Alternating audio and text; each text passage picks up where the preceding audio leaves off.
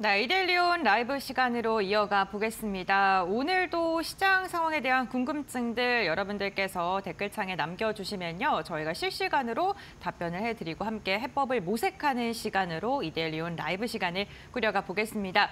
오늘 이 시간 김태훈 파트너와 함께합니다. 안녕하십니까? 네, 안녕하세요. 네, 반갑습니다. 우선 시장이 좀 어지럽고 어려운 상황입니다만 우선 시장에 대해서 어떻게 바라봐야 될지, 대응해야 될지에 대한 이야기 먼저 나눠봐야 될 것 같습니다. 주말 사이 미증시는 어땠습니까? 네, 미국 증시는 좀 혼조세를 나타냈었는데요. 네. 이 미국도 우리 그 외신을 보게 되면 우리나라 한국 현상에 대해서 이제 많이 우려하는 기사들도 많이 나왔습니다. 네. 일단 미국에서 조 바이든 정부가 마지막에 이제 퇴임을 한 달여 남은 상태에서 중국에 대한 반도체 규제를 꺼내 들었습니다. 근데 이 반도체 규제에 우리 한국 기업들이 직접적인 영향을 받고 있습니다. 삼성전자나 SK하이닉스도 마찬가지고 다른 이런 그 반도체 관련주들이 이 미국의 규제에 영향을 받기 때문에 대중국 수출이 줄어들 수밖에 없는 그런 상황이고요.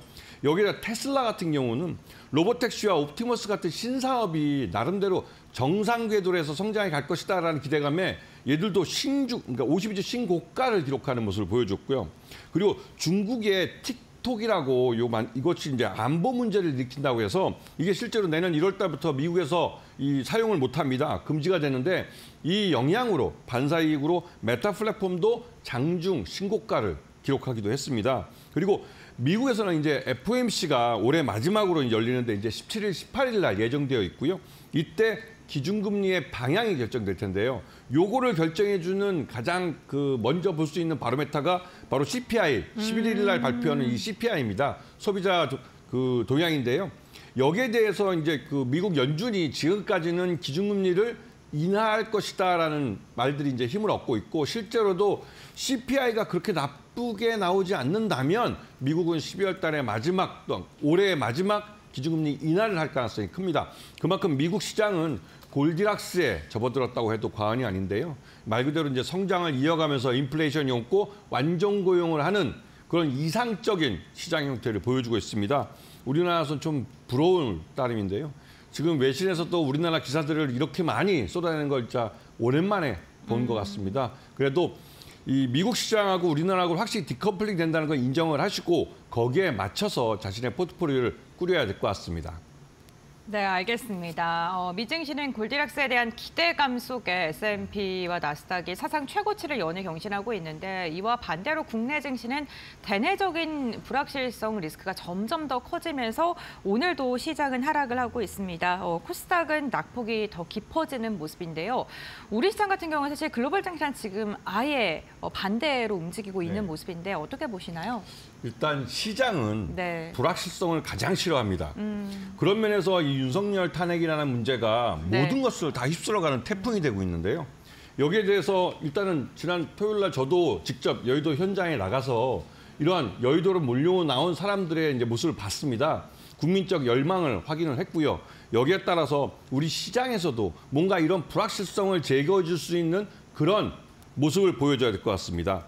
전체적으로 우리 시장에서는 이 정치인 테마주들이 주로 이제 힘을 얻고 있는데요. 이게 이제 그럴 수밖에 없는 게 다른 원달러 환율도 그렇고 모든 거시경제 지표가 불리하게 움직이고 있기 때문에 시장은 전체적으로 하락을 하고 있습니다.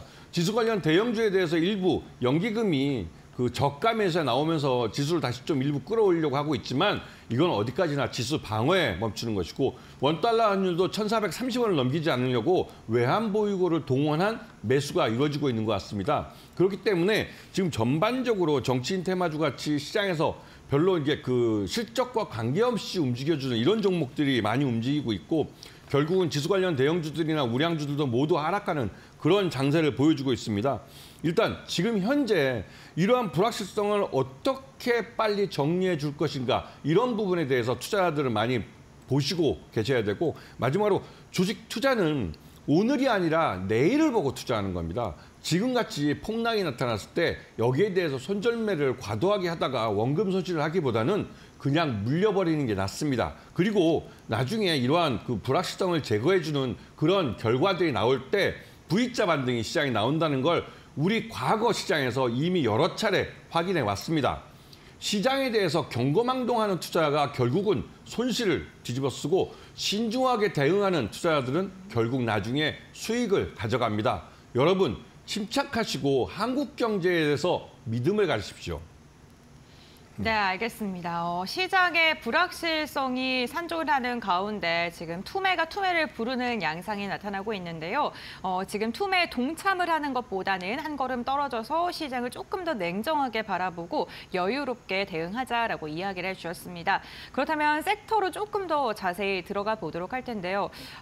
지난주여서 이번 주 역시나 정치 테마주 이야기는 안 할 수가 없을 것 같습니다. 변동성이 점점 더 커지고 있거든요. 네, 정치 테마주 당분간 더 좀 봐야 될지 모멘텀 어떤 게 있을지 한번 짚어주시죠. 네, 이 또한 우리 투자자들의 학습 효과가 되어 있기 때문이었습니다. 네. 우리 투자자들은 이미 여러 번 대선과 총선 같은 정치 이벤트를 경험해봤고 그때마다 이런 정치인 테마주로 해서 이 특정 정치인들에 대한 인연, 지연, 학연 등으로 묶여져서 이런 테마주를 만드는 거를 많이 봤습니다. 지금 시장에서 가장 유행하고 있는 테마주는 이재명 테마주라고 해서 이 더불어민주당 그 야당, 제1야당의 대표시죠. 그리고 그 다음 대선에 나올 가능성이 높은 분이신데 이분은 오리엔트전공이나 에이텍 모빌리스트 같은 이런 종목들이 지금 많이 오르고 있고 한동훈 대표도 이 국민의힘 대표인데요. 이분도 이제 대선에 나올 가능성이 높은 분이고 이분 관련주에서 오파스넷, 대상홀딩스, 태양금속 등이 오르고 있습니다. 전반적으로 이런 테마주들은 이 실적과 관계없이 기대감만으로, 막연한 기대감만으로 묻지마 매수세가 만들어낸 주가입니다. 그렇기 때문에 이 바람 따라 움직이는 주가이기 때문에 실적으로 뒷받침되지 못해서 결국은 실적이 안 나오면 결국 폭락합니다. 그렇기 때문에 이러한 테마주에 뒤늦게 장대 양봉을 보고 뛰어들었다는 잡짓하다가는 상투에 몰릴 수가 있습니다. 그리고 정책으로 연결되지 않는 단순히 지연, 이연, 학연 이런 종목들은 조심하셔야 됩니다. 전반적으로 이런 테마주 바람은 결국은 실적으로 뒷받침되지 않기 때문에 결국 그 처음 움직인 자리로 되돌아간다는 교훈을 기억하셔야 되는 겁니다. 네, 알겠습니다. 정치 테마주 결국에는 뭐 실체가 없이 움직이는 종목군들이 너무나도 많기 때문에 급등락을 반복하다가 그 상승분을 빠르게 반납할 가능성이 있다. 염두에 두시고 접근하셔야 된다라고 이야기해 주셨고요. 저희가 그럼 두 번째로 확인해 볼 만한 테마는 또 어떤 게 있을까요? 네, 지금 현재 우리나라를 둘러싸고 돌아가는 것 중에 미국의 트럼프 대통령 당선자죠. 이분이 이제 북한에 이 김정은과 직접 대화를 하겠다고 이러한 말들이 나오고 있습니다. 그러시면서 이번 12월 달 들어서 예전 개성공단 관련주라고 해서 했던 그 종목들이 움직이는 걸 보실 수 있을 겁니다. 네. 결국은 이 또한도 다 지나갈 것이지만 미국과 북한이 직접 대화를 하면 한반도 지정학적 리스크는 낮아지고 결국은 예전처럼 정경 분리에 따라서 여기에 따라서 이제 그 개성공단이 다시 한번 열릴 수 있다는 기대감이 있는 겁니다. 지금 현재 개성공단에 투자하고 참여했던 기업들은 50년 동안 계약을 해서 거기를 계속 이용할 수 있는 권리가 아직 살아 있습니다. 물론 북한이 어떻게 나올지 모르겠지만 지금 일본도 북한과 협상을 해서 북일 정상회담을 하겠다고 나서고 있고 이러한 움직임이 결국은 개성공단을 다시 한번 부활시킬 수 있지 않을까라는 기대감을 키우고 있습니다. 그렇기 때문에 좋은 사람들이나 인디에프, 부산산업같이 예전에 개성공단에 입주했던 기업들에 대해서 관심을 갖고 보실 필요가 있습니다. 네, 알겠습니다. 북한과 미국의 관계가 조금 더 개선이 될 기미가 보이면 남북 경협 관련 기업들도 급등을 하죠. 그와 관련해서 세 종목 이야기해 주셨으니까 좀 참고해 보시면 좋을 것 같고요. 저희가 마지막으로 확인해 볼 섹터 한번 살펴보겠습니다. 우선 오늘 지난주 금요일에도 고려아연이 상승 하락을 굉장히 크게 했고 오늘도 역시나 마찬가지로 변동성 굉장히 크거든요. 어쨌든 우리 시장을 이끌 만한 주도주가 없다 보니까 이 경영권 분쟁 이슈 있는 기업들의 또 투심이 좀 쏠리는 것 같습니다. 이 부분은 어떻게 보실까요? 일단 지금 네. 시장 내에서 M&A라는 게 가장 큰 화두가 되고 있습니다. 그리고 M&A에 돈이 몰려가고 있고요. 네. 고려아연 같은 경우 고려아연 측이나 영풍 쪽이나 양쪽에서 6조 원의 돈을 쏟아붓고 있습니다. 와, 네. 이 정도의 돈이 한 종목에 한꺼번에 몰려든 건 우리 증시 역사상 처음인 것 같고요. 이뿐만 아니라 키네마스트라고 중소기업이지만 이 업체도 경영권 분쟁을 겪고 있습니다. 오늘 같은 장에서도 강세를 나타내고 있고 특히 소노 인터내셔널 이 회사 같은 경우는 요번에 그 대명 소노 시즌이라는 회사 상장이 돼 있고 그 회사의 지주회사인 소노 인터내셔널 IPO가 실시될 예정입니다. 이에 따라서 TA 항공에 대한 적대적 M&A가 다시 시작될 수 있다는 기대감에 이런 종목들에 관심이 많아지고 있고요. 실제로 이러한 적대적 M&A는 나중에 지금 고려아연에서 벌어지고 같은 이 머니게임 양상을 나타냅니다. 어느 쪽이든 양측에서 50% 플러스 한 주만 더 가지면 확실하게 경영권을 가져갈 수도 있고 그건 정기 주총이든 임시 주총이든 여기서 지분 대결로 결과를 만들어내겠죠. 즉 이사회를 차지하게 되는 겁니다. 이 경영권 싸움에서 마지막 그 한 주를 사기 위해서 묻지마로 매수를 계속 주문할 수밖에 없는 상황이죠. 고려아연 같은 경우 지난주 금요일 날 폭락했습니다. 그 폭락했던 이유는 금감원이 이런 금융자본이 산업자본을 지배하는 것을 그것이 문제가 있다 해서 금산분리법에 대해서 검토하겠다라는 말이 나왔고 이것은 MBK 파트너스에 대한 문제이기도 하기 때문에 이것 때문에 이제 이 경영권 분쟁이 이제 끝나는 게 아닐까라는 우려 때문에 차익 실현 매물이 쏟아져서 주가가 폭락했던 것입니다. 하지만 일단은 MBK 파트너스가 금감원에 소명을 했고 이에 따라서 이 지분 경쟁이 계속될 수밖에 없는 그런 상황이 벌어지고 있는 모습이죠. 그래서 지금 이런 M&A 관련주들은 오늘보다는 내일을 생각하면서 저점에서 매수에 들어가는 것이 훨씬 더 유리한 그런 판단이 아닐까. 물론 싸게 사고 더 많은 종목을, 더 많은 수량을 살 수 있는 게 매수의 목적이라는 걸 잊지 마시고 시장을 접근하셔야 됩니다.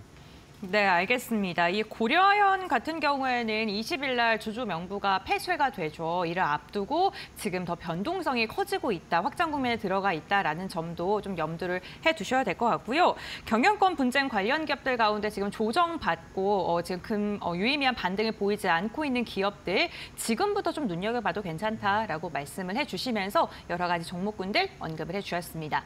그렇다면 오늘 공략주 한번 이야기를 나눠보도록 하겠습니다. 시장 이렇게 혼란스러운 가운데서 우리가 지금 좀 눈여겨볼 만한 종목이 있을까요? 네, 주식 투자는 오늘이 아니라 내일을 보고 하는 겁니다. 그렇기 때문에 지금 원달러 환율이 굉장히 좀 1,430원에 막혀 있지만 결국은 외신 보도를 지난 주말 사이에 나온 걸 보면 1,500원까지 보는 데도 있습니다. 그렇기 때문에 이 현대코퍼레이션에는 종합상사주를 좀 말씀드리고 싶습니다. 이 종합상사는 말 그대로 무역을 하는 회사입니다. 원달러 환율이 달러가 높고 원화가 싸면 그만큼 한국 상품들에 대한 가격 경쟁력이 좋아집니다. 그렇기 때문에 현대코퍼레이션 같은 경우는 실제로 수출이 많이 이루어질 수가 있죠. 문제는 나가는 배들의 물건을 가득 채워서 한국 메이드 인 코리아 상품들을 보내지만 들어올 때는 수입하는 게 원화가 싸기 때문에 수입하는 물량이 적어진다는 것이죠. 그런 문제 때문에 특히나 중국 쪽에서 더 값싼 물건들이 우리나라에 많이 들어올 수 있습니다.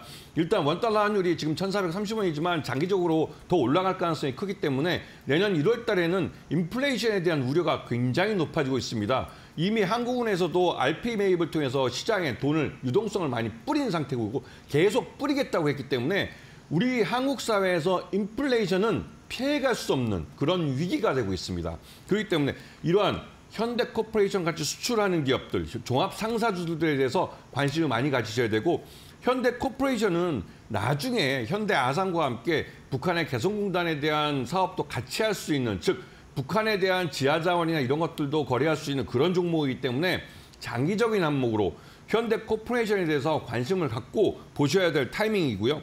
그리고 이 현대코퍼레이션은 최대주주가 현대코퍼레이션 홀딩스라는 지주회사고 그리고 2대주주가 KCC입니다.